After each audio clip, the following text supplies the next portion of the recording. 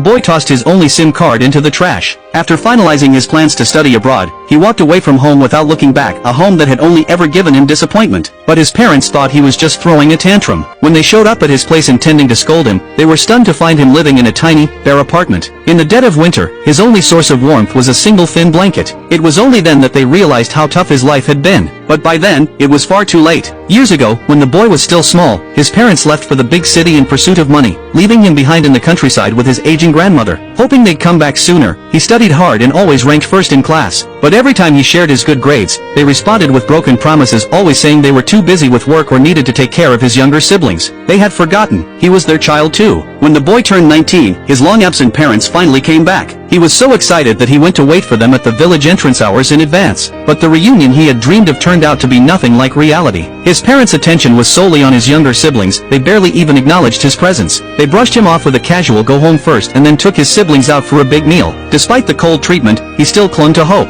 That evening, he brought out his acceptance letter to a top university, ready to share the news. But their response shattered him. His mother dismissed him as a fool who only knows how to study, while announcing they'd be sending his less accomplished younger brother abroad for a better future. His brother even accused him of wanting to compete for the family inheritance. His father's response? "If that's how you feel, we'll just cut ties with you." And that's when it hit him. His dream of family unity was nothing but a fantasy. His parents didn't come home for him. Just then, an explosion rocked the hotel they were in. The boy was trapped under debris, unable to move. But his parents didn't even look back. They grabbed the younger kids and ran. Luckily, a kind stranger rushed him to the hospital, saving his life. But when he woke up from his coma days later, there was no one by his side except the doctor. His heart broke all over again. When he finally got a call from his mom, it wasn't to check on his injuries, it was to ask him to go comfort his frightened brother. He was speechless. Even now, with his body broken and in pain, his mom still only cared about the other child. Tears fell from his eyes, along with every last ounce of hope. That same day, he called a foreign university professor and accepted their invitation. He promised to be there in 2 days to complete enrollment. Meanwhile, his parents, perhaps feeling a twinge of guilt, tried to transfer his household registration back to theirs. Years ago, in order to have more children, they had cruelly moved his registration to his grandmother's name. He had grown up with her surname ever since. Now, they wanted to make it right and change it back. But the boy didn't care anymore. Without hesitation, he threw the new household paperwork in the trash and went straight to the office to finalize his plans to leave the country. Back home, he tore down all the awards he had ever earned. Then he tossed an old family portrait, one he had drawn as a child, into the fire and watched it burn. His grandmother's passing and his parents' indifference had destroyed every last emotional tie he had. After saying one final goodbye to his grandmother, he boarded the bus and left. The day of his official family naming ceremony finally arrived. The village elder recited the traditional words, but the boy never showed. Just then, his younger sister ran in, panicked. She had seen him leave with her own eyes. His mother called frantically, but no one answered. Still, they refused to believe he would skip the most important moment of his life. They told themselves he was just being dramatic. The elder had no choice but to postpone the ceremony. When they returned home and opened the door to his room,